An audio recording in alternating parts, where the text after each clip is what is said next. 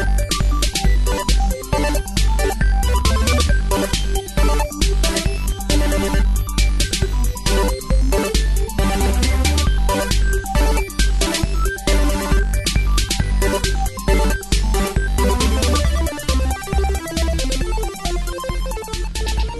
back to Factory Sealed. It is April the 12th, 2015. My name is Eric Peterson, and joining me today is Miss Jess Clarkson. What up? And the prodigal son has returned, joining us for what is hopefully not the last time, Mr. Daniel Curtis. Yo, mofos! How terrible was that? Hi, everyone! That was actually quite terrible. I mean, in all the introductions... I can't do American. It's terrible. Oh, that was your American accent? Can you please do that again? No. You can't even say no in an American accent. It's just no. That wasn't an American. That was my voice. Right. Do you want me to break out the old man American voice? Because I'll do it. I will do it right now. Do it. Get me a goddamn cheeseburger, boy. So all Americans to you sound like they're 85 years old and obese. Yes, most definitely. That is true. Have you not seen yourself? Well, we tend to not keep mirrors in our house. Oh. Well, you're bloody ugly. Feel the love. So for those of you who don't know who Dan is... Or everybody knows who I am. I mean, come on. Okay, for the one person who doesn't. Doesn't he live in the cave in, like, Tigadabo or something? Tigadabo? Is that a made-up place? Like I don't know, but it sounds plausible. Oh, well, okay. I mean, it Google it. I don't even know. Everybody, go and Google Tigadabo. Just do it. Off you go. Dan is back I from... feel like you need to spell that before anyone can do that. Tigidabo. Tigadabo. Tigadabo, man. Tigadabo. D-A-B-O. That's not right. It is. Tigadabo. It's an amusement park. Yes, it exists. In Barcelona. Oh, wait, no, that's Tibidabo. There's no Tigadabo. You still suck. Oh. I'm going to search instead for Tigadabo. It is a mountain. Yes! Victory is mine. I'm giving you the benefit of that. See, because it's a mountain, it is likely that there would be a cave on it. So... And there would be one guy with high-speed internet access there. Yeah, and he will be tuning into this right now, and he'll be like, oh, that's who Dan Curtis. Oh, yay, I'm on the map. Finally, recognition for Tigadabo. We will rise again. Okay, so back to who you are as a person besides a goofy-ass British. Dan is back from the Voldemort website days, and he, along with Matt and myself and Jess, founded Manatank. And then Manatank. Dan and I have done a lot of YouTube videos together, and just through the course of life kind of went our separate ways, and we have rejoined forces because there have been some pretty regularly scheduled conflicts for Nick and Aaron. So we are not replacing them, we are just adding to the crew. Nick's too popular. I thought you were just gonna say I'm just like being chucked in here while they're gone, and then you would just say, fuck off. Get out of here. Thank you for your services. We are not paying you. Be gone. No, so Dan is hopefully going to be a more regular... regular. Put your teeth in. Jesus Christ. At least I have teeth. I have one. Yeah, and it's probably crooked and yellow. Yeah? Yeah, that sounds about right. You guys should get some fluoride over there. What's that? You should get some fluoride over there. What's that? Just go to the dentist. He'll tell you all about it. What's a dentist? Fulfilling every British stereotype. Yeah, so we're going to start recording on Sunday mornings because Dan lives in Futureland, and I live in Pastland, and Jess is caught somewhere in between the middle. So we are coming to you from 3 different time zones in 3 countries on 2 continents right now. So the scheduling for that, I predict being a whole lot easier than everybody living in one area, but... That's just mind-blowing, Eric. That's just so... well done thinking of that. I would never have thought of that. Yeah. Right? Technology. Yeah, internet. Clocks. Wow. Amazing, like time zones and shit. What time is it for you there right now, Dan? 4:30? It is 4:24 p.m. at the moment. And it is 8:24 a.m. So how was Sunday? Was it a good day? I mean, should I expect anything terrible to happen? Well, we got hit by a massive meteorite this morning, which was slightly inconvenient. And then, towards 10 o'clock, I fought off the lizard people, and I saved the planet. I don't believe that. Well, I told them to go away, and they did. So. Did you take pictures? Because I feel like it's not actually true unless there's pictures. And funnily enough, they've got a strange ability where if you take a photo of them, they don't show up on the picture. Kind of like vampires. I was going to say Twilight action. What's Twilight? Thanks. Isn't that gay-ass vampire thing? Quite. My sister tried to get me to watch that at one point, and I sat down. I was going to give it a complete fair shake until... like 20 minutes into the first movie, he peels off his shirt in the middle of the woods. Says, "Look at my skin." It starts twinkling. Like, I'm done. Vampires don't glitter. You told me that was your favorite bit last week.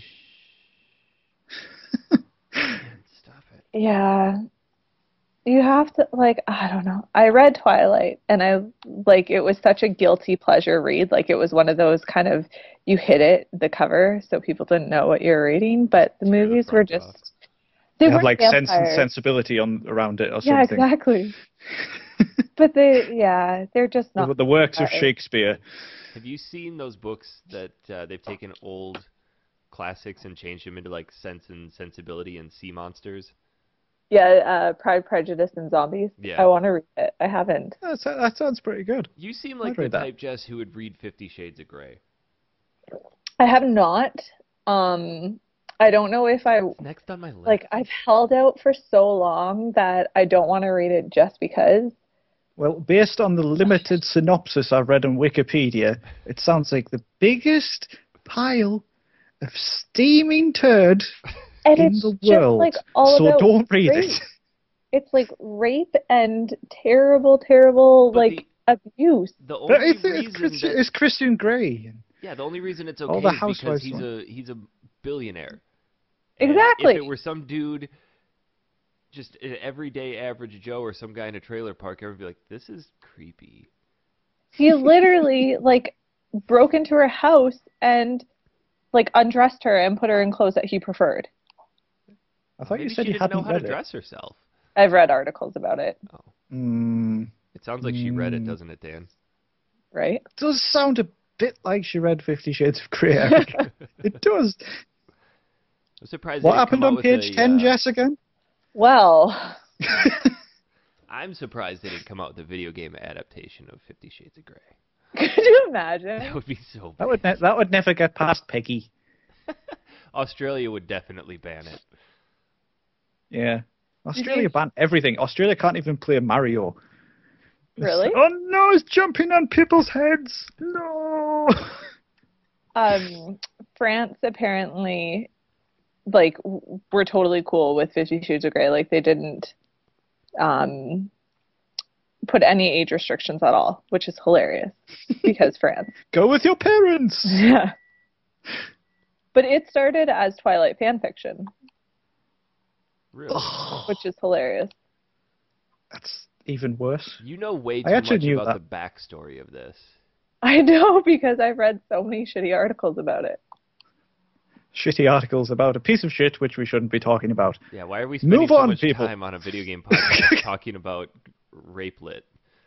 I'm pretty sure Dan brought it up. Yeah, That's all I'm going to say. I think so too. I was talking about Twilight. Thank you. It's very relevant. That's just as bad. Somehow we've got from the caves of Tigadabo to Twilight and then 50 Shades. So I don't know what's going on already. Welcome to Factory Sealed. There's very little direction. I tried to keep show notes at one point and got crucified. Yeah, that's not going to happen, is it? I still have them. I Because just you were don't flip so the like pages as loud. This isn't in papery the about script. Yeah. We have a script? Not that I Eric know. does. I do not. He does homework and everything. Oh. Bless. He's trying to make himself sound cool. It's color coded. Everything's Is highlighted. it laminated? Yeah, so I can make little notes on it, like where Jess fucked up. Yeah, you haven't had an after podcast meeting with Eric, have you?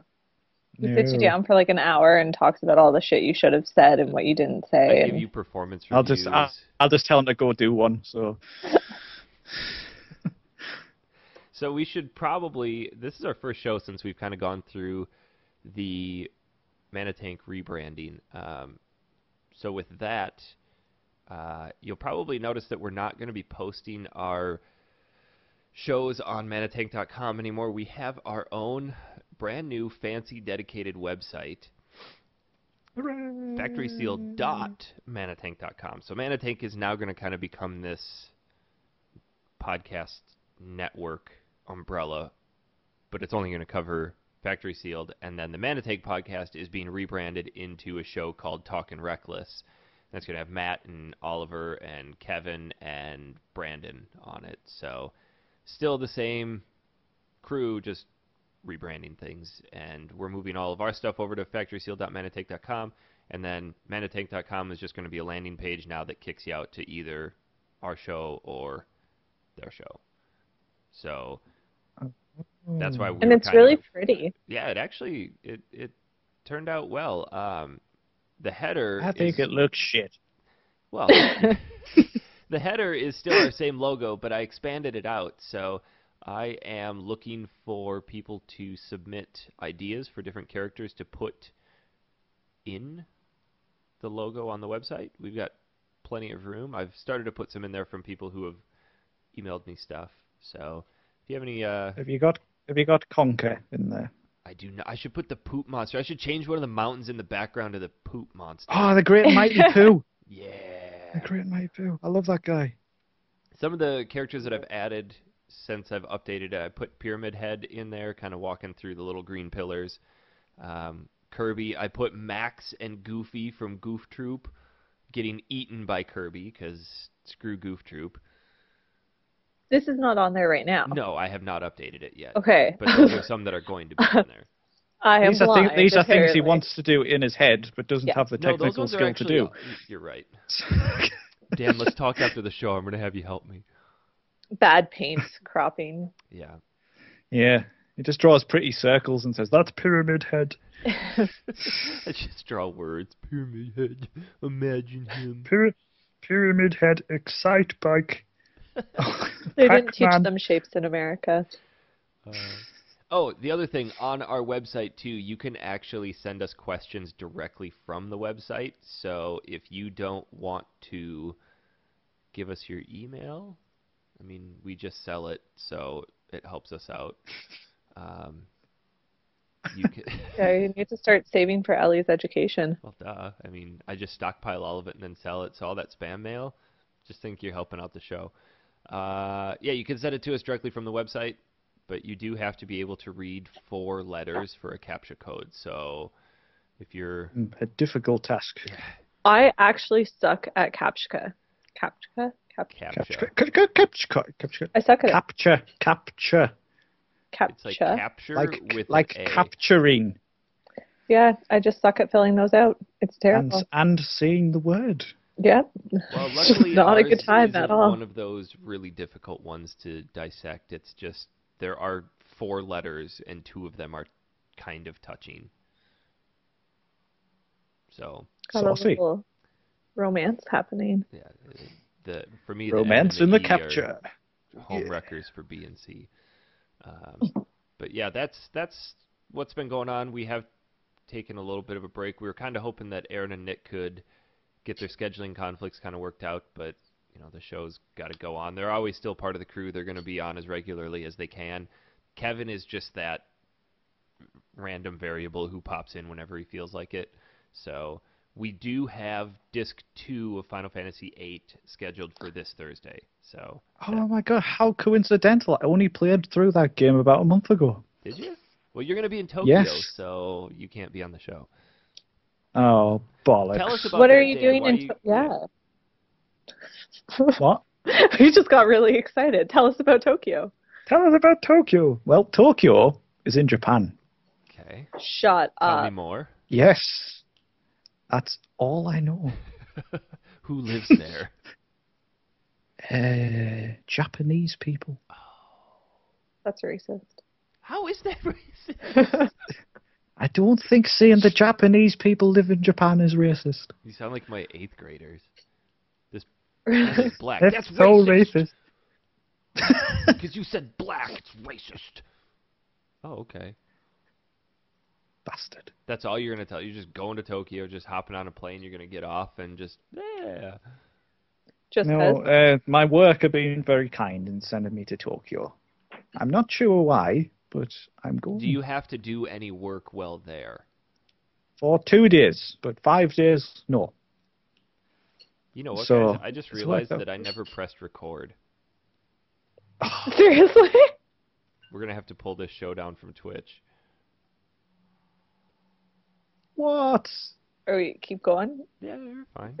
You had some pretty good material. No, it's recording on Twitch. Everything we rehearsed. I'm kidding. It's recording on Twitch. I just realized I never pressed record. Way to go, shithead. I'll press record now. You are useless. I am. This is what happens when nobody comes around for the shows. I forget how to do things. No, you're just useless. You were the one who stopped all the good momentum. I mean, I was like, let's do a show every single day. I asked you. But I was being a good person, like, let's make care. sure we can get Nick or Aaron on. No, you're like, fuck them. Yeah. I had that conversation. I think that was you who said that. I can't believe you haven't recorded liar. that. What the hell? It'll pull down from Twitch just beautifully. Let's talk about some games, guys.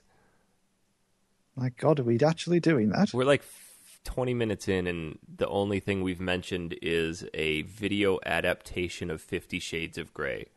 So I don't... We did mention Final Fantasy VIII in passing. It would be hilarious, too, though. It would be. It would be a great game.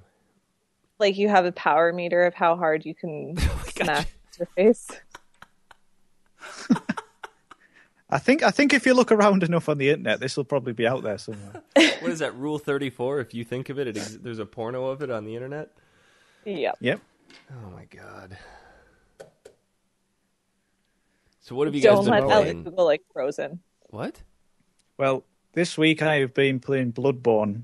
I want to talk about Bloodborne for a little bit, Dan, because you and I go way back with the Demon Souls and Dark Souls, and because we have changed our show to accommodate new games. We haven't done any new games on the show lately. Yes, thank you, Focus. Let's talk about Bloodborne for a few minutes because I haven't had the opportunity to share my thoughts on it. So, Dan, I don't want to say I'm the one who got you into the Souls games, but I'm pretty sure I did. With Demon Souls back in the day, remember? No, it was actually Dark Souls that I played first. That's right. And then you went back and played and then you Demon were like, Souls. oh my God, Dark Souls is nowhere near as good as Demon Souls. What the hell accent and so then I went back. You're really good at accents. Has anyone told you that? What? You're really good at accents. Yeah, I know. So good. Yeah, but you were the one who got me into these games, and now I'm obsessed with them. I remember when we first started playing Dark Souls, we would sit for 2, 3, 4 days straight just talking through the game and obsessing over it. Yeah, trying to summon each other in an area. You got to move over here. No, stand at the bottom of the stairs. it just wouldn't work because like we didn't have any concept of where the other person was. Just like I remember once it worked, and you helped me to beat one of the bosses that was in a lava area. Mm-hmm. I can't remember what it was called. It was Quelaag. No, it wasn't Quelaag. It wasn't. It was the other one when you go past Quelaag. What was it? You know what? It doesn't matter. Yeah, it doesn't matter. Not in the least. And but you really got me into these. And then I bought Bloodborne the day it came out. And I have to say I'm liking it a lot. It's the biggest pain in the arse in the world. Do you think it's harder than Dark Souls? I think this is when you come off Dark Souls, there's a very steep learning curve with Bloodborne. Because obviously you're used to having the shield. Yeah. You know, Bloodborne, the only shield you get is useless. I think they kind of put that in as a joke. Like, hey guys, here's a shield, but guess what? Can't use it. And that was a huge... But it feels to me like, you know, when Dark Souls first came out. Obviously you played Demon Souls first, so you were a bit used to it. But for me, Dark Souls, I went in blind. Yeah. So that's how it feels to me with Bloodborne. Well, like because it's a much more again. aggressive game, whereas the Demon Souls and Dark Souls were kind of focused more on a balance of combat. This, they actually encourage you to be aggressive. They say, you get hit, you're supposed to retaliate immediately so you can recover your health, whereas you get hit in Dark Souls, you back up, heal, regain your composure, and then go back in. And I think that's been... I've played all three Souls games up till now, and I still struggle with this because it's such a drastic change of pace. Yeah, I think like when Dark Souls 2 came out, I wouldn't ever say I breezed through it because it's like practically impossible, but I knew what to expect. Yeah. So I found it a lot easier. I didn't enjoy Dark Souls 2 very much. To me, it felt like they took a lot of stuff and tried to pack it in, and they just said, here's what was good about Dark Souls. Let's do that 10 times over. And there was too much in Dark Souls 2, and it just felt overwhelming and not as clear as the first one. No, see, I thought the world felt a bit disjointed in 2 as well. It was kind of just... It was all these really areas. Cool environments just kind of mishmashed together, and they never quite felt cohesive. No, but if you go into Bloodborne and you can, like, every few hours or so, I'll find a route I've never seen, and then I'll end up somewhere where I was like about 10 hours ago, and I'm like, all right, that's where that leads. Yeah, it's incredible. Like, how all right, now I can get that item. It's crazy because I think I just got to that point where you were talking about where you beat an enemy, open a gate, and suddenly you're back in the opening environment of the game. Like, oh, I see how this is all starting to connect together. But I think the bosses... Have you been to Castle Cairnhurst yet? No, I just beat Mikolash, the Nightmare, the Master of the Nightmare. Oh, yeah. I helped you beat him. No, you didn't. Mikolash, the guy with the big cage on top of his head who would run around through the foggy halls. No, not up to there yet. Oh. Basically, there's an entire optional section, which I didn't even know about. If you go, you know where you started the game in the clinic? Mm-hmm. If there's a section in the Forbidden Woods where you can go underground through a poisonous swamp. Okay. And you go up some ladders, back into the clinic, and you find this item called Cairnhurst Summons. Okay. And then if you go back to Hemwick Lane, where you fought the witch boss, you can actually ride. If you go to this certain monument in the middle of the map, the Cairnhurst summons a carriage, which then takes you to an entirely new area called Cairnhurst Castle. Really? Really? I knew there was one where when you come out of the Grand Cathedral, if you go down to the right, and there is the two hunters, one with the lightning axe, and then you kind of go down below. There's that huge circular room with this bath in the middle of it, and there's this blue ghost that picks you up and kills you.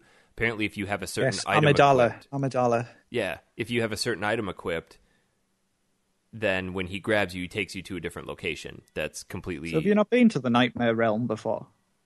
I don't know. I don't really pay attention to what the names of the areas are.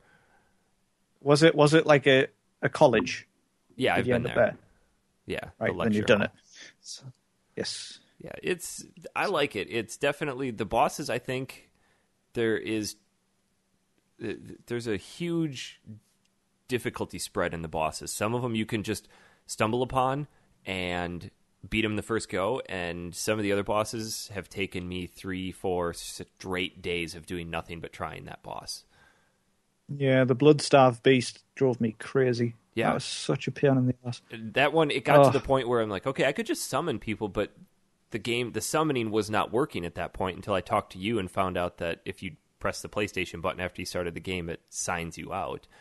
But I kind of it became apparently anyway, but sometimes it doesn't work anyway. It's one of these things I expect with Souls games. It's like, hey, it might work, it might not, but it became an obsession for me. Soulsborne is now called. What's that? Oh, Soulsborne, yeah. Or Soulsborne. It became an obsession. I'm doing the inverted commas there.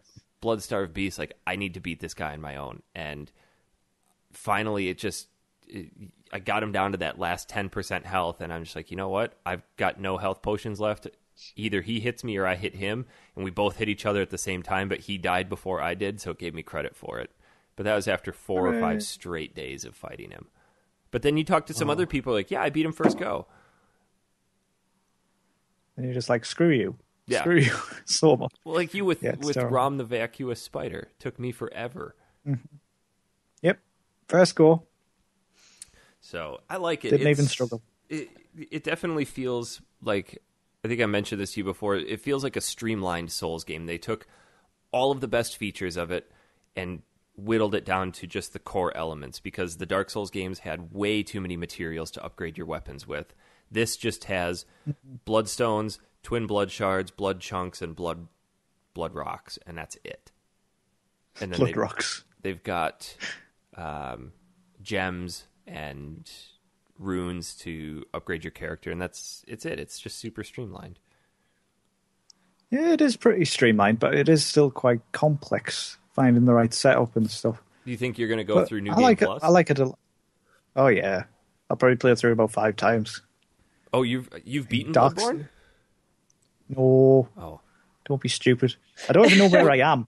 It's like I've got to the point where I'm like, I don't know where to go now. I was going to try to play this whole game without using a guide, but I got super lost at one point and just couldn't figure out where to go. And I just looked at a walkthrough for the one section where I was like, I have no idea. And it was this stupid path that I had walked by 15 times before. Like, oh, why did I never see this? That's the thing, though. There's all these hidden paths that you just never notice. Yeah. It's like that one that I was on about, like where you end up in an entirely new area, which is huge. Yep. It's got its own boss and everything. And have you done? You know how you were on about how you can't join Covenant? Yeah. You mentioned that to me. You can. Really? They're in there. Yes. I did not know that. So, if you visit Cairnhurst Castle, you'll see what I mean. I think I accidentally killed a Covenant person now that I think about it, because when I got to the lecture hall and I went down the stairs to go to the first floor, the room that you go in, there's a big spider sitting on the wall, and it wouldn't let me lock onto him, so I just attacked him, and then he goes, oh, that wasn't very nice, and then died.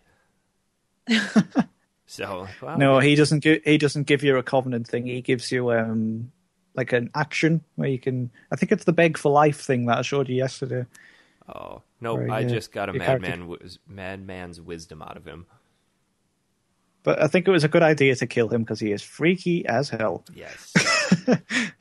Have you done any of the Chalice dungeons yet? 2.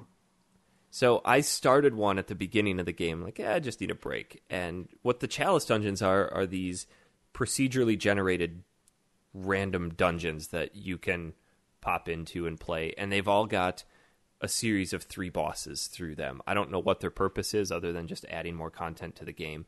But I finally went back to that first one last night and just plowed through it. The last boss in there, the big fire dog, took like 6 hits and he was dead.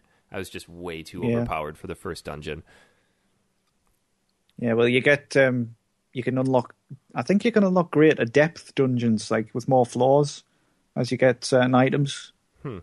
I haven't dabbled too much. I'm trying to finish the actual game first before I do any of that shit. I've never been a huge fan of procedurally generated stuff. I'd rather have it be the core game. So I don't know how much of that I'm going to really dabble into if it doesn't. See, you say that, but I've really got into procedurally generated games lately. I did play a lot of Rogue Legacy. Rogue Legacy was a good game. Very good. And Binding of Isaac, I'm extremely addicted to that. I was trying to get you to play that for years. When I first started playing it on PC, no, it looks dumb. Yes, but I have changed, and it was free. Oh. So now I don't care. I'm going to place a well-deserved I told you so. Well done. Yes. Well done. Jess, have you ever played any of the Souls games? No. Do they not interest you? Oh, come on. Kind of terrified. What are you doing? Why are you afraid of them? Don't be scared. It's they're part of so hard. They are until you figure it out. And then they're still hard. So yeah, they're hard. Yeah, see, I don't know if I have the patience for it. But they are the most rewarding thing in the world when you beat something. Oh yeah. That's true. I do feel guilty. I beat a boss yesterday on Bloodborne, right? And I literally jumped in the air and started giving middle fingers to the television. That's how it was driving me that. That's exactly how I was with the Bloodstarved Beast, because it was it was like a Friday or Saturday night, and it was 1:30 in the morning. Ellie is asleep, Christy's asleep. I'm like, I'm gonna go to bed, but I'm gonna give this guy one last try. And I spike my controller into the couch, and I'm just like I'm whisper screaming and just giving middle fingers to the screen. And then I realize, oh, I'm dead. So I got to walk back and get my soul. But it was that I don't think you get that feeling from any other type of game, at least not that I've been able to find.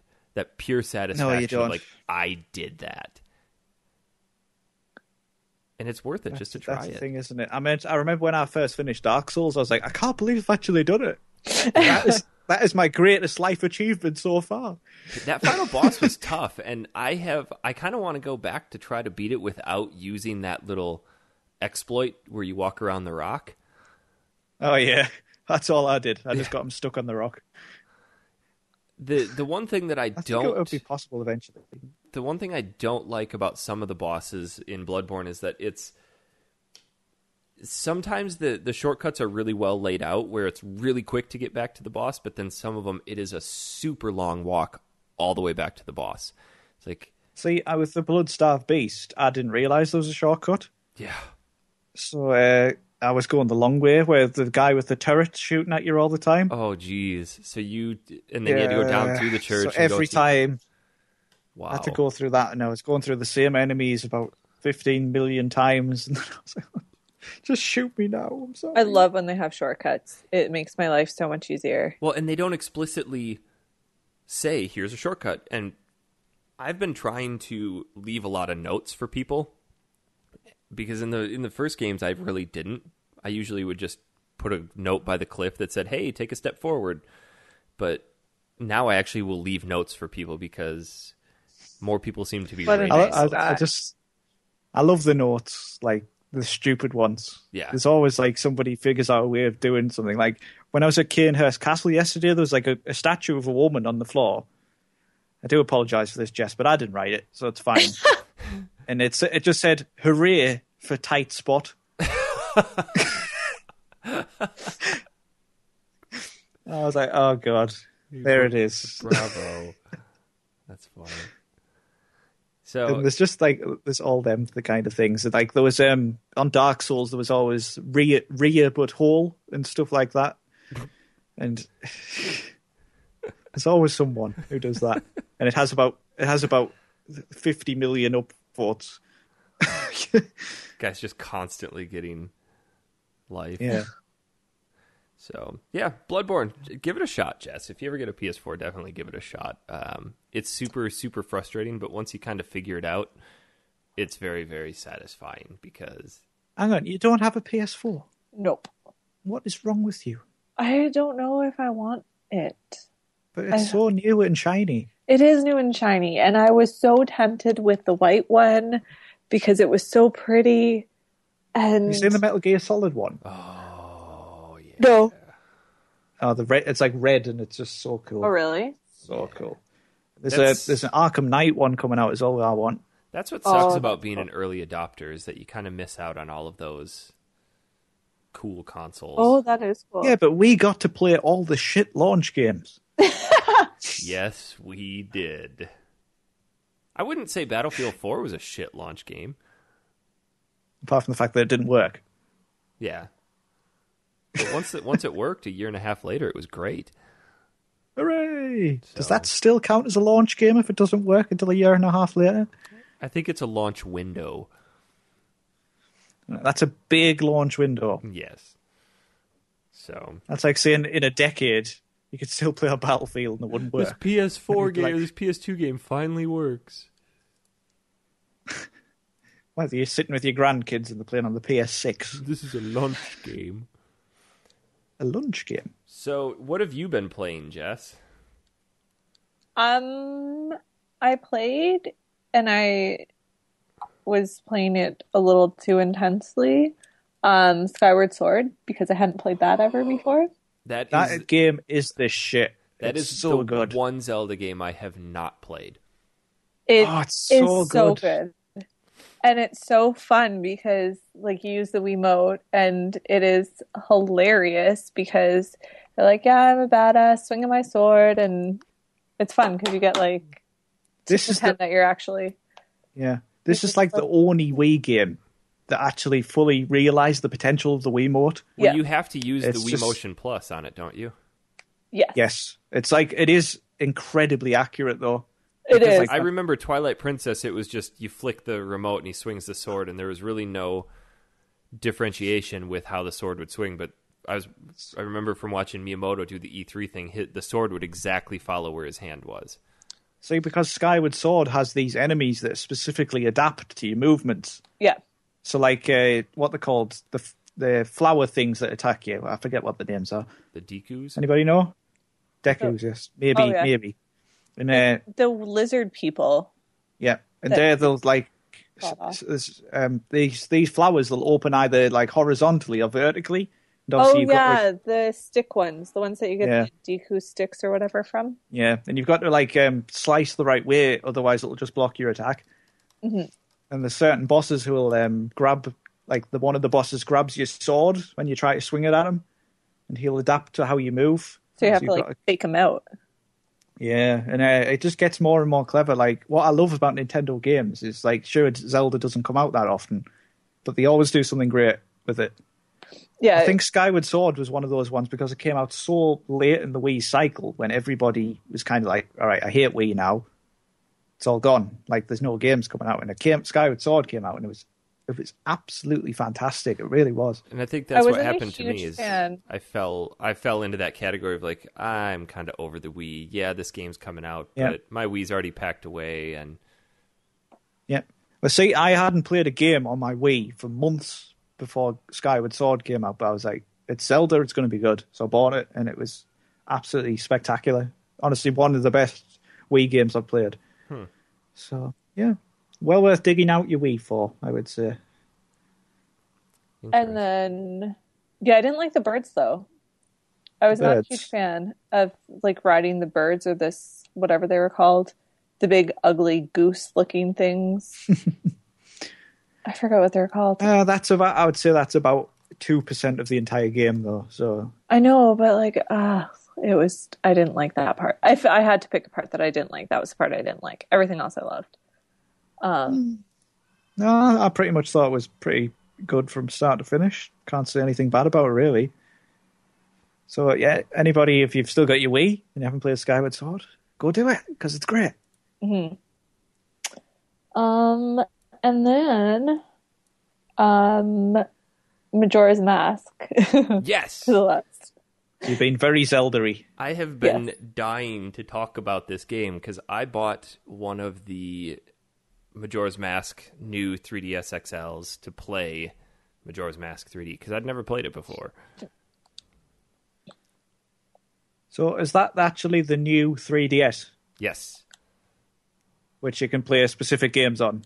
The only one that I've seen so far is the Xenoblade Chronicles. Does anybody else feel that this is not going to confuse everybody in the world? Oh, absolutely it will.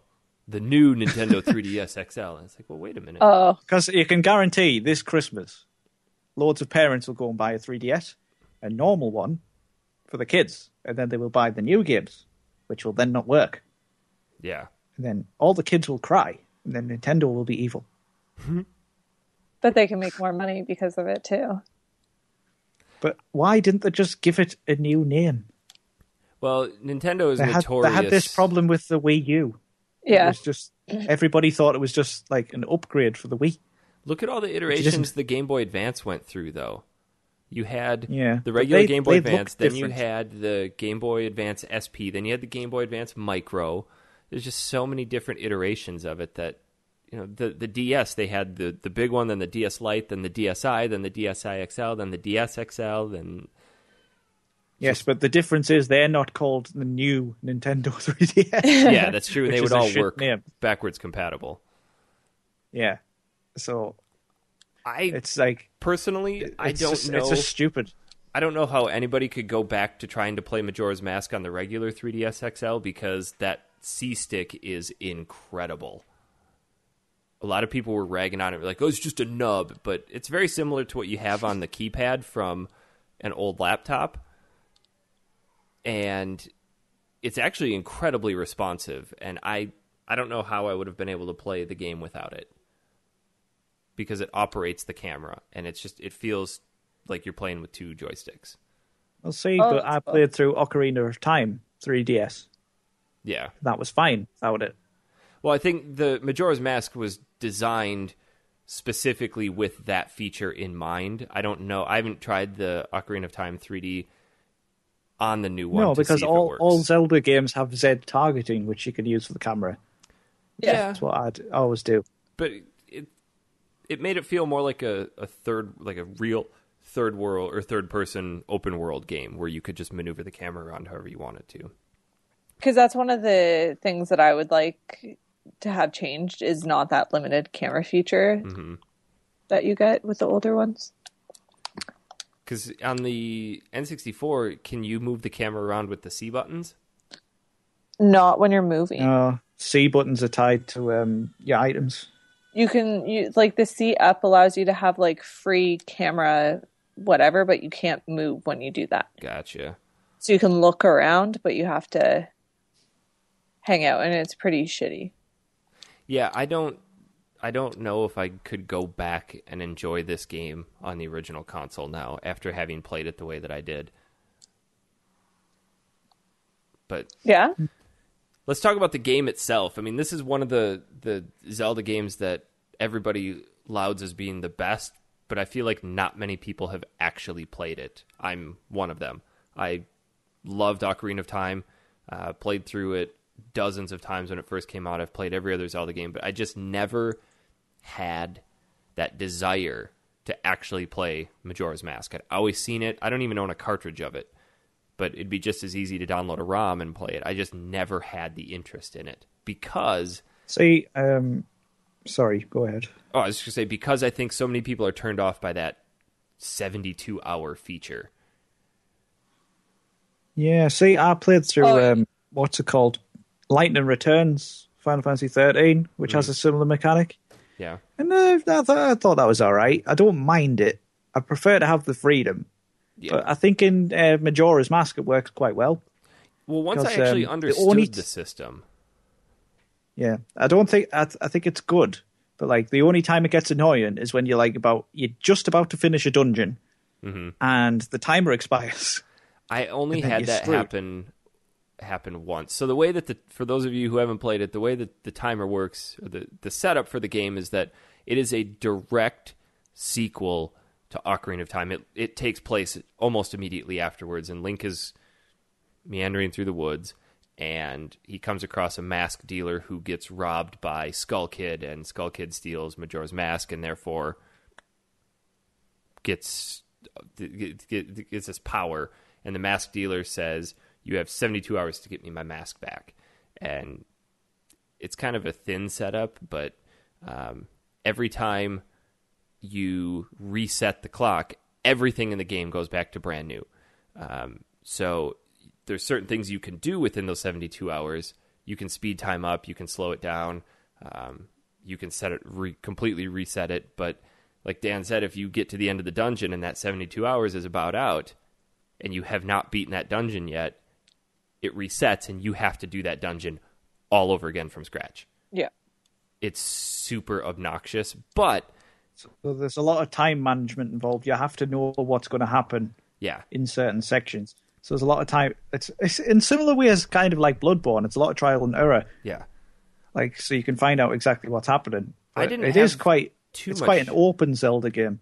I didn't have too much issue with it. I didn't necessarily like how there were only 4 dungeons, but then again, each dungeon had a pre-dungeon to it where you had to go through a series of quests to unlock the main dungeon, so therefore each section felt like 2. So I guess you're getting the traditional 8 dungeons.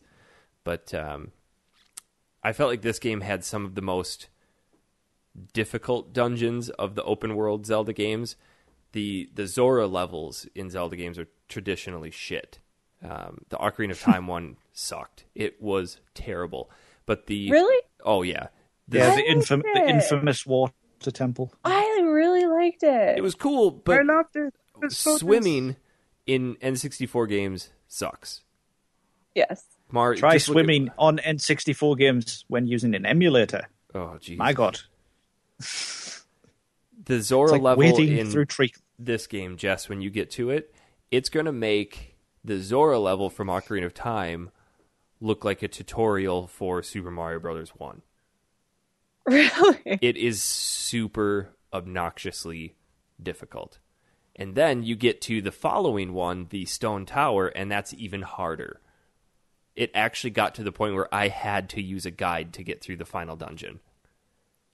Yeah, because that's the thing. Like, you can waste a lot of time on this. Make sure that you always do the song that slows time down.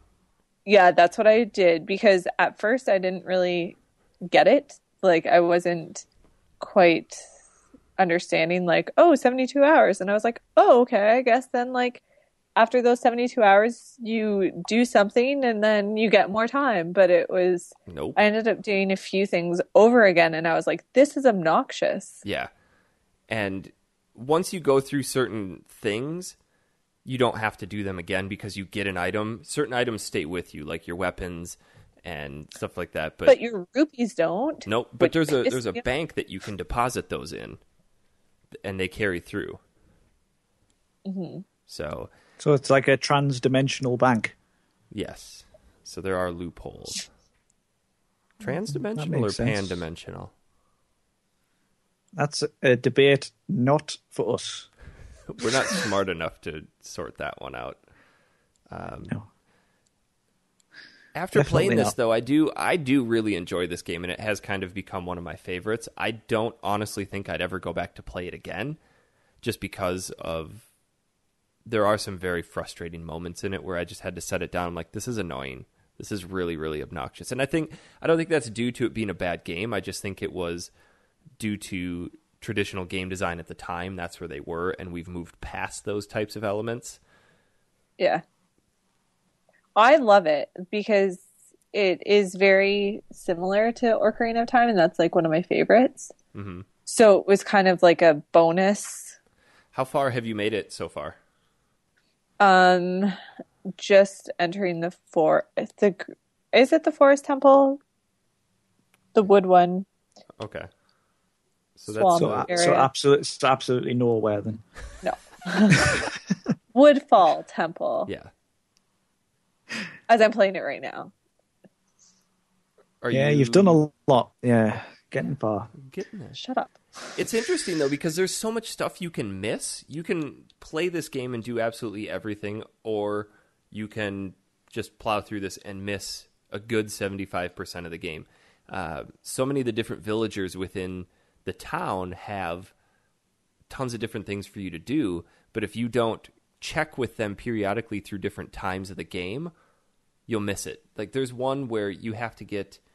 you have to track this guy down. I don't remember his name. It starts with a K. Kaifu or something. Keith. Keith? Keith. Yes. Okay. But it's such an intricate process. And I was reading that they streamlined a lot of that stuff on the 3DS version. They said that if you're playing this on the N64 version, it's going to take a lot longer to do. You got to walk into the inn. You got to talk to this person at this time. Go out, talk to this person, come back to the inn at this time, go into this room, talk to this person, come back out, do this, do that. Fast forward a day and a half, talk to this person. And it just, how would you ever figure that out? Yeah. See, I think it's very much a game of its time, though, like you were saying. Because back in the day, you would have got like a gaming magazine, which would have told you all these things. Yeah. And you would have looked through it all. I think but nowadays people haven't got the patience to do this. Like for the like main mission stuff, I think it's pretty straightforward in a sense. But when you get into the more side questy type of elements, like trying to get more heart containers and stuff, I think guides are definitely beneficial for those parts, because you're right, some of the things you just wouldn't know. Yeah. Mm-hmm. I got through the game and got almost all of the heart containers without using a guide for it. I don't think they're too hard, but the one thing that I obsessed over was getting all of the stray fairies in each of the dungeons. Oh, can we have a conversation about how they are creepy as fuck? Yes. Like, also, the great fairies, like, in Ocarina of Time also, they look like... They're gorgeous. Prostitutes. Like, really awkward, like, ugh. Oh, but in Ocarina of Time? Yeah. Yeah, but this is a Japanese game, and they're quite notorious for this kind of thing, aren't they? Yeah, it's... Anyway, the little... When they disperse or when they get broken up or whatever, those little creepy fairies are creepy. Their little faces are the second most unnerving thing in this game. It is definitely the first. Worth it to spend the time to find all the fairies, because when you return them, you get upgraded armor and weapons. The one thing I will tell you that's absolutely something you have to do, well, you don't have to, but you should, it'll make the game a lot easier, is when you get to the Goron Mountain. Goro's from Mortal Kombat, Gorons are from Zelda. That's right, Goron. I don't think I'd want to go to a village of Goros. No, they would kill you and smash your head into your torso. And rip you apart. There is a blacksmith there who, if you get the gold dust, will upgrade your sword to its final level. But you have to win the Goron rolling races around the track to get the gold dust. Those races suck. It's just it's a complete crapshoot if you're going to win. Yeah. But it's worth it. It is absolutely worth it because it makes things a lot easier. So is the Master Sword not in this one? I don't think so.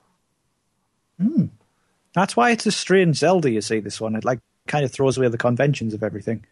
It doesn't really follow them, which is unusual for a Zelda game.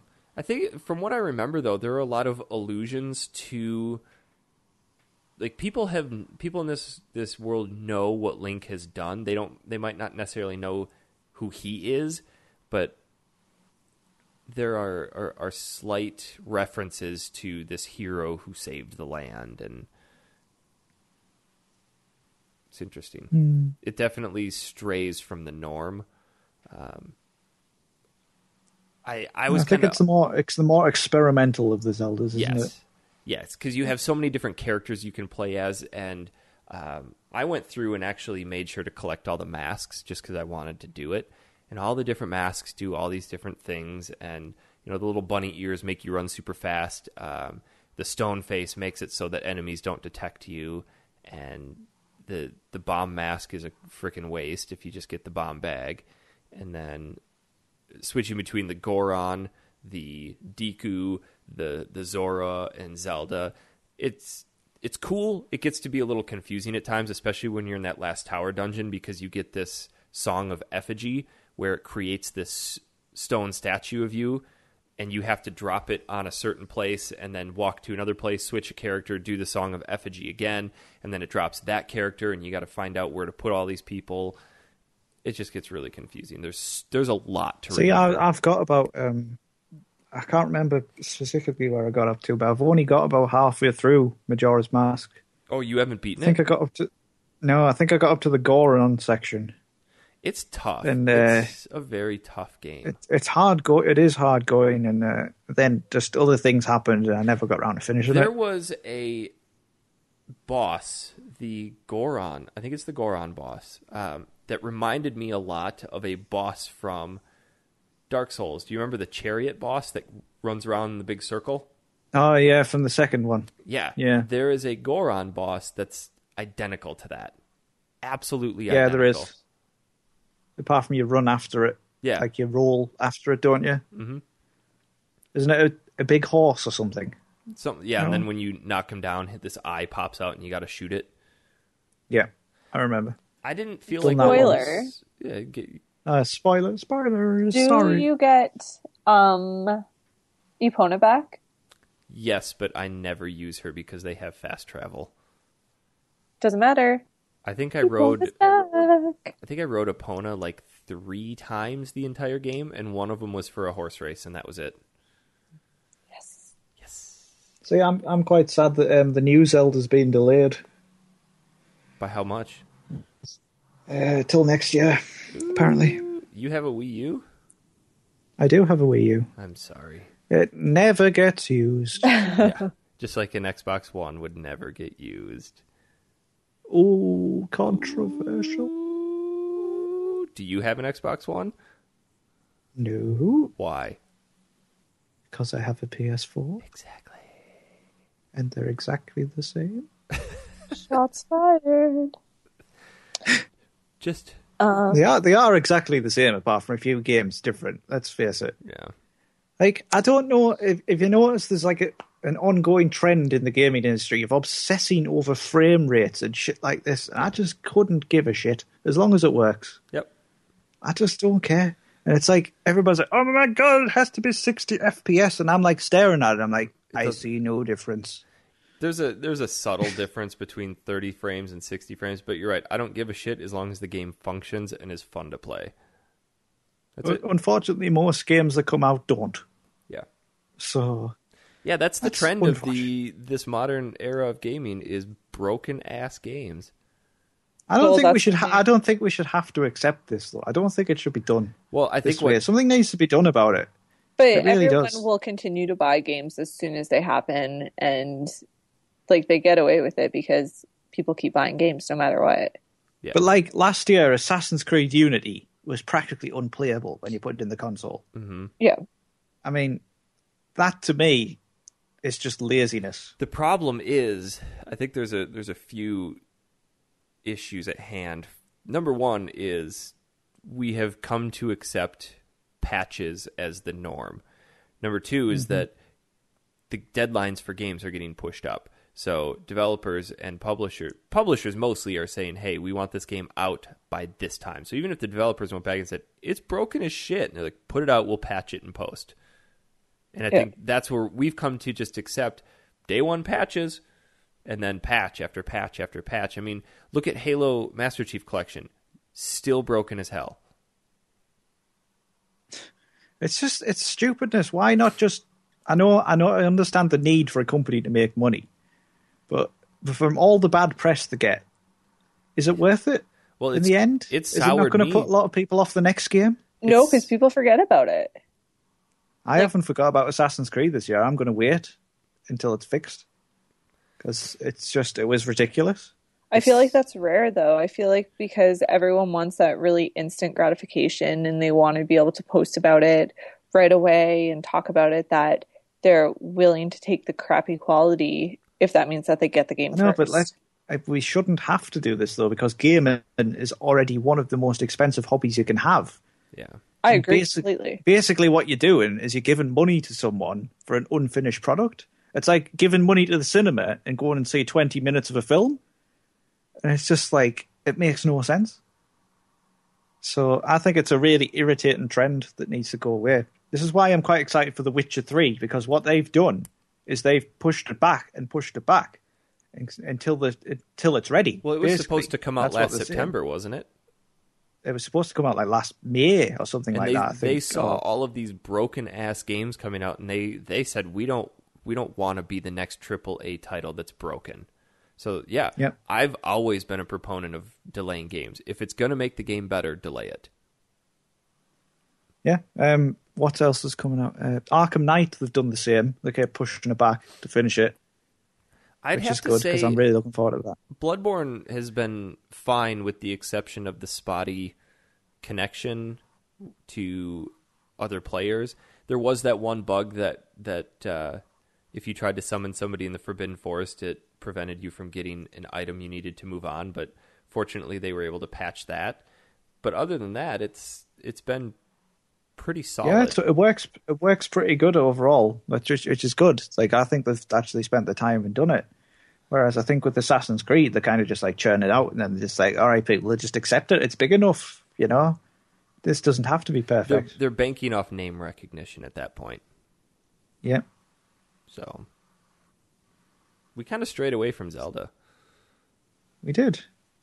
I had a rant. You did. Felt good. I like it. The only only thing that we did not spend enough time on, I think, is the creepy frickin' moon. Why is the moon so terrifying? They never really explain because it's meant to signify impending doom, obviously. Come on, people. Yes, obviously, but...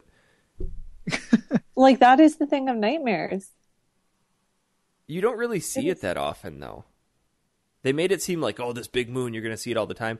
And when the time changes, you'll hear, like, this rumbling sound, and then you can tell, oh, the moon has moved down a little bit. But unless I actively looked for it, I don't really ever remember seeing the moon.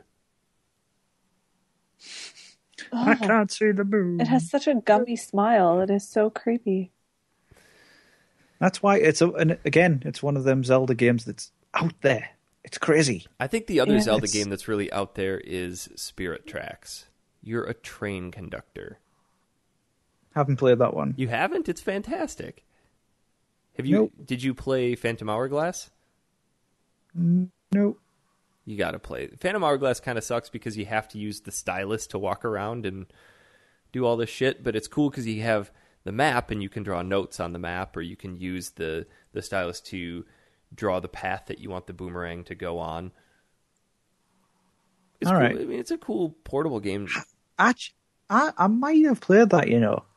That one was briefly because it's a lot like Wind Waker, just more streamlined.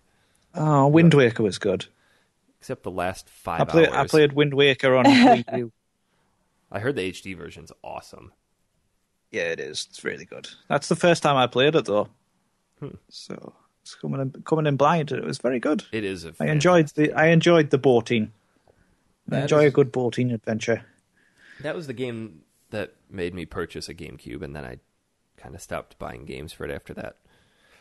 It seems to be the trend with Nintendo consoles. I don't know. I buy a lot of games for my 3DS. I'll tell you what. That console gets a lot of use. See, I refuse to buy games for my 3DS because I think they're too expensive. $40 is... Well, just wait till they're on sale. No. They're so small. They're so small, and I don't feel like I'm getting a lot for my money. But sometimes you are. But this makes sense in my head. I was going to say, it makes no sense now. You're judging... It makes no sense in life. I understand this. But in my head, it's just like, no, I can't justify buying that. Yeah.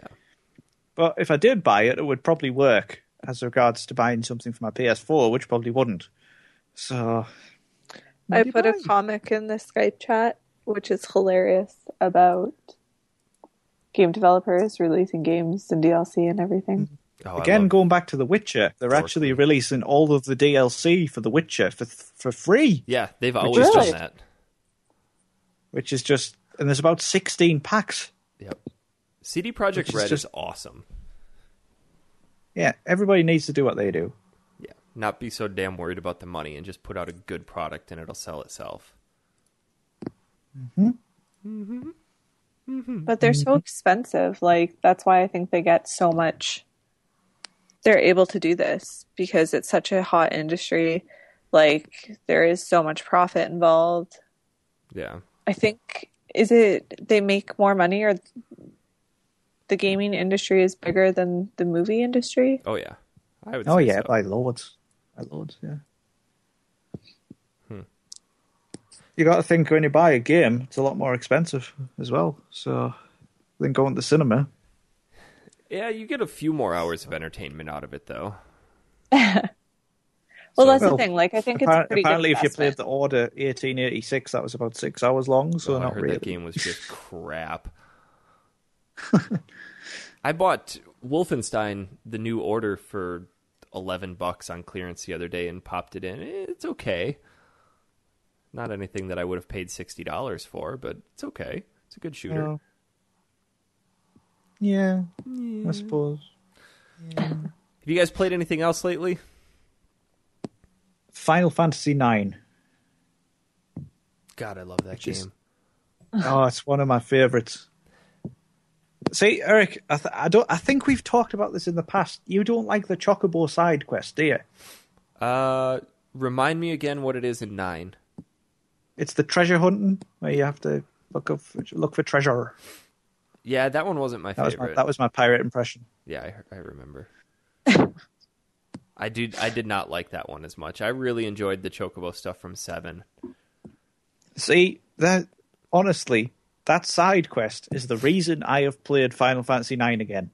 Really? I just love it. I don't know what it is, but I could just lose hours upon hours looking for treasure. I don't know why. Final Fantasy IX is it's such an underrated Final Fantasy. It's so good. But when you do that side quest, you get so many good items from it. Yeah. Like Cloud's ultimate weapon and a few of the other ultimate weapons, and your Chocobo gets the ability to fly and cross oceans and all kinds of crazy shit. And it's just so addictive. Speaking of Final Fantasy, I have played something new. I bought Final Fantasy Typo HD when it came out. Uh-huh. Mainly because I wanted to play the Final Fantasy 15 demo. But I figured... How is that? I'll get to that in a minute. But I figured since I paid $60 for a demo, I should probably try the game that came along with it. And until Bloodborne came out, I was addicted to it. It was... Typo HD is incredible.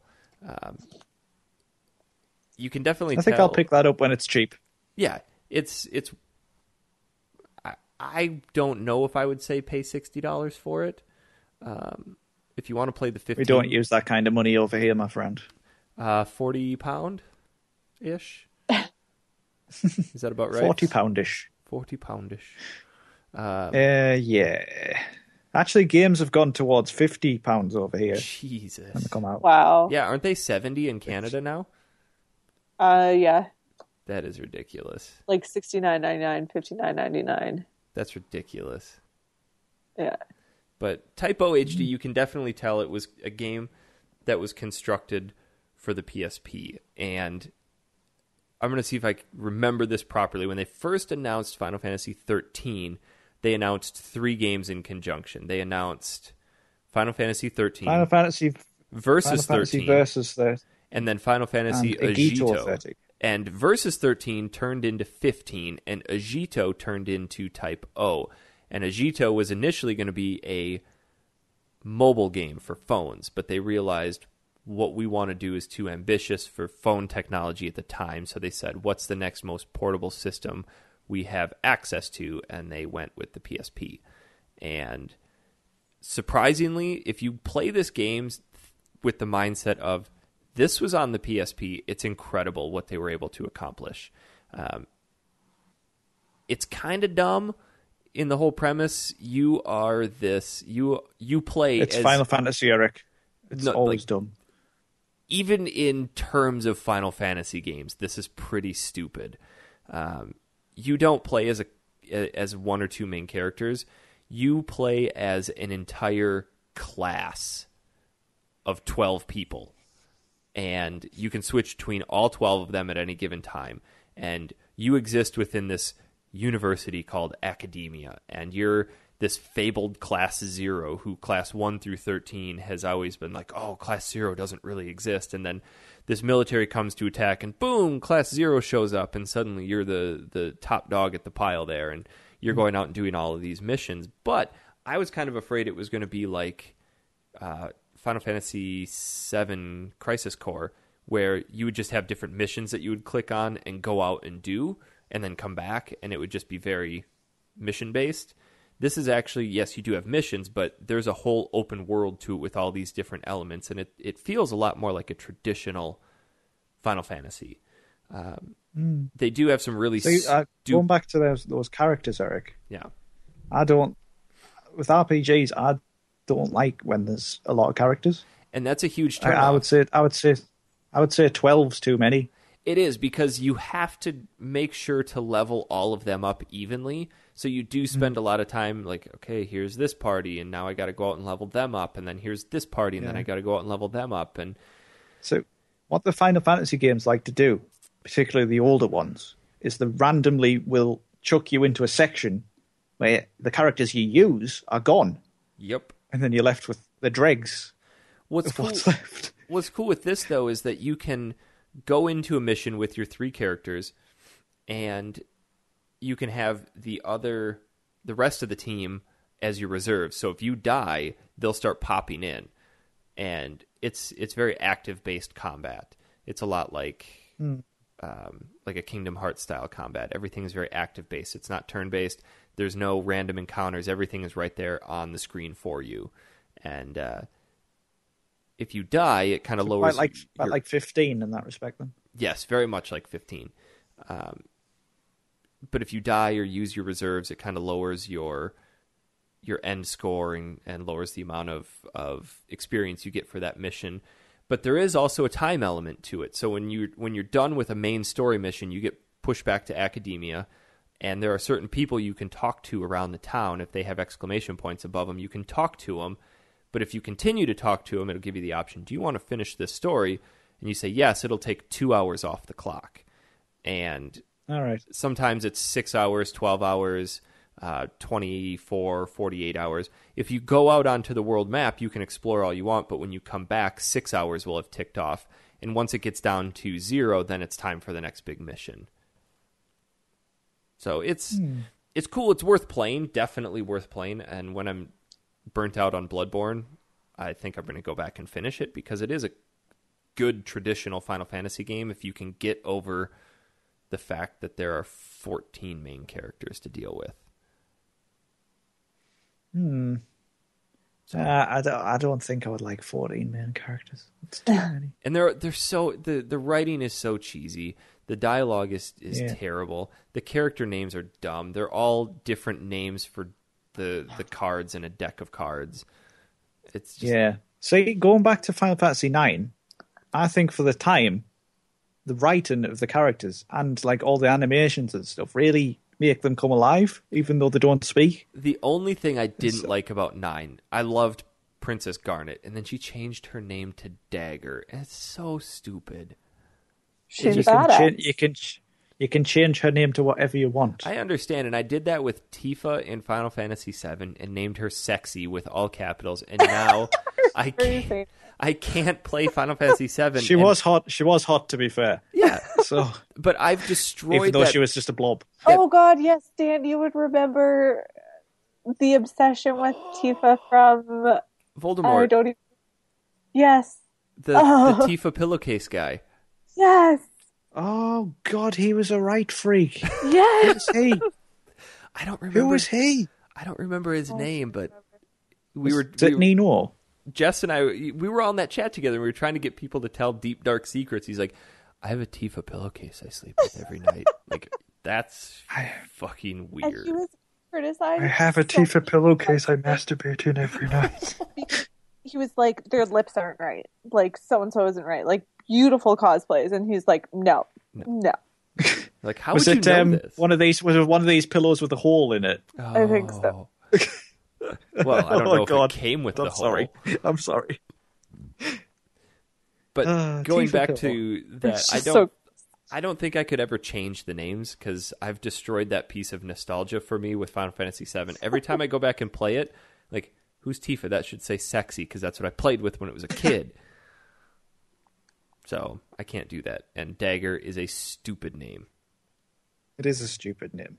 But what I did once is, because I didn't like Dagger, I renamed her Garnet.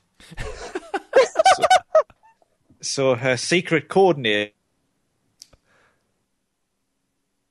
So that made no sense. That's funny. Everybody was trying to call her Dagger, and said they'll call her Garnet. So I fucked with the system there, Eric, you see. And that's how you do it. I'll have to try that. I always used to, when I first played Final Fantasy VII, I always used to just name them after people I knew. Like, there's this guy who used to live across the road from me at home, and he was always Barrett because he wasn't big and burly and black, but he was big and burly. So he was Barrett. Did he have a machine gun for an arm? Funnily enough, he did. Oh, Jesus. Actually. Yeah, raised a few eyebrows when we got to school age.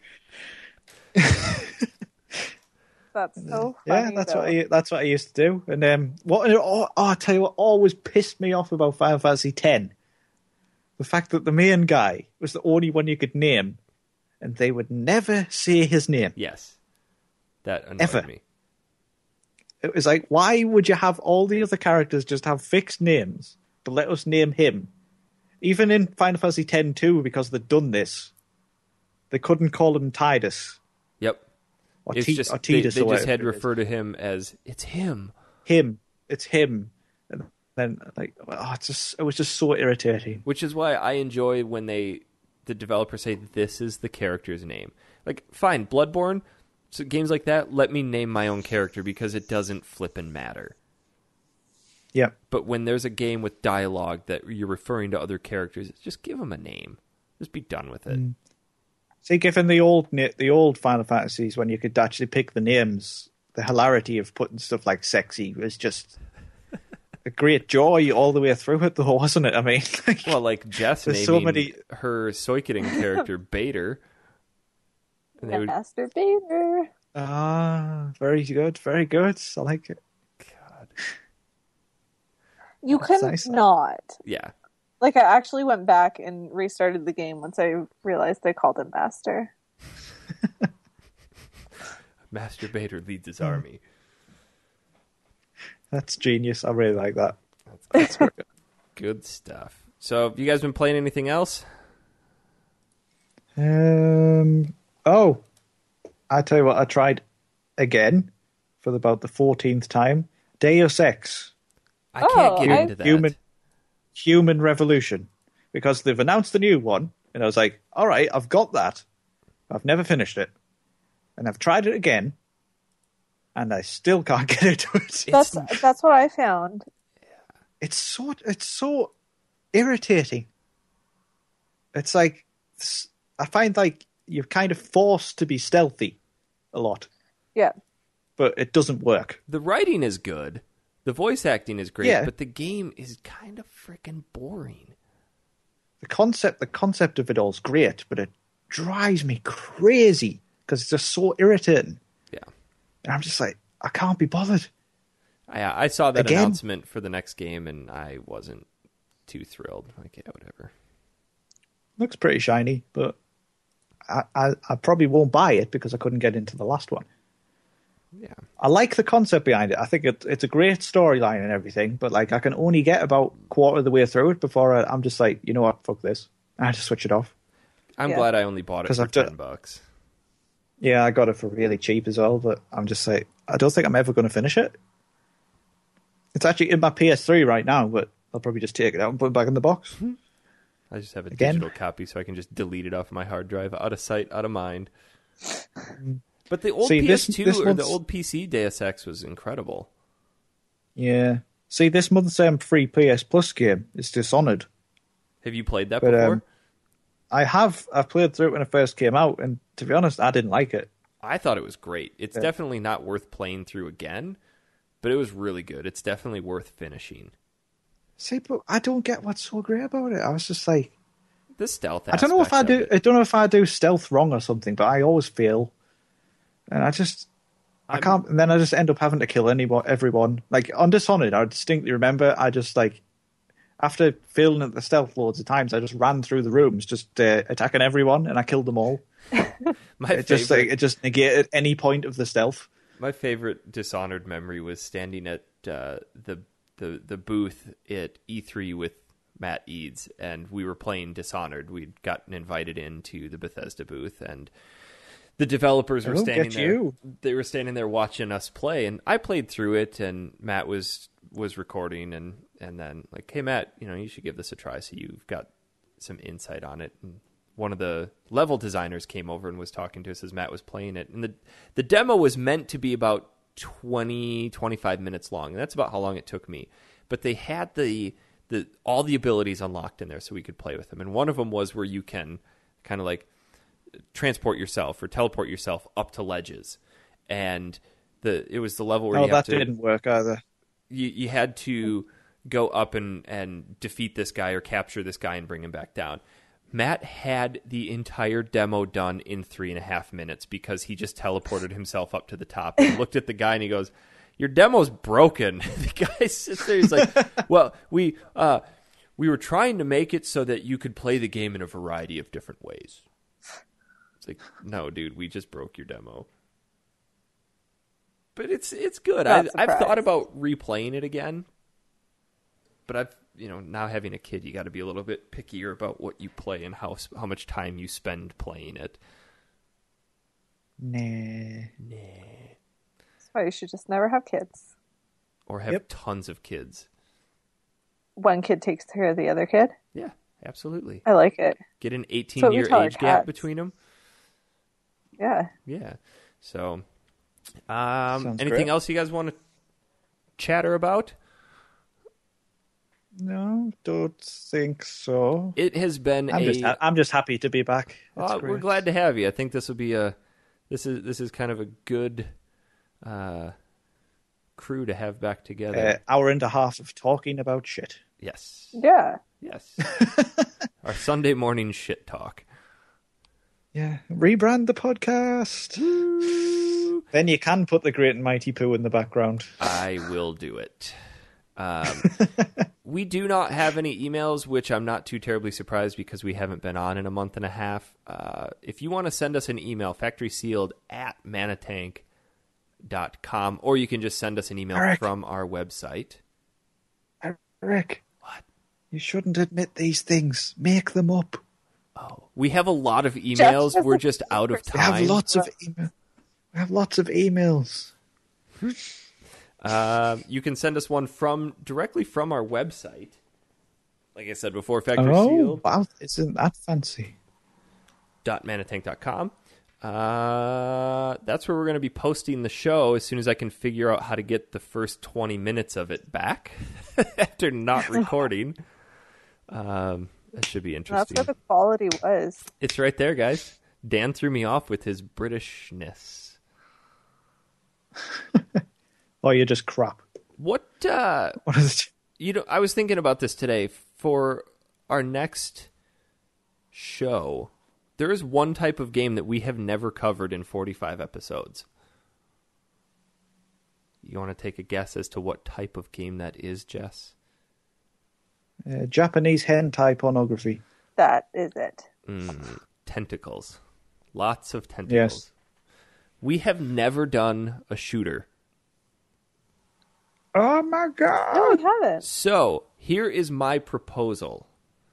I think we should do the original Red Faction. Sounds good. What do you mean? Have you played it? That game is great. Yeah, way back in the day. Yeah. Where am I going to get that from? They have it on the PlayStation Store. That costs money.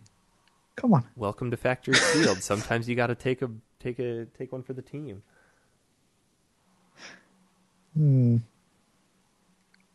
Well, actually, I'm in Tokyo next week, so I won't have to play it. Yeah, so Dan's gone now. He's like, showed up, done. Already taking a week off? What is this crap? We'll figure out what we're going to play.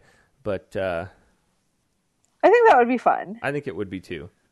And if you really want to be Why don't we play something really like Sega Mega Drive-y or Genesis?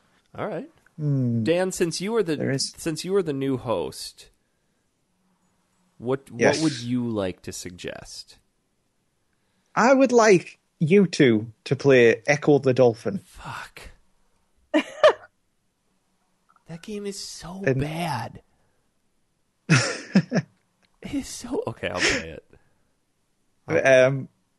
Which one? I've the first one. Okay. And I want to see how much you struggle with it and how much it screws you up, because that game screwed me up so much as a child. All right.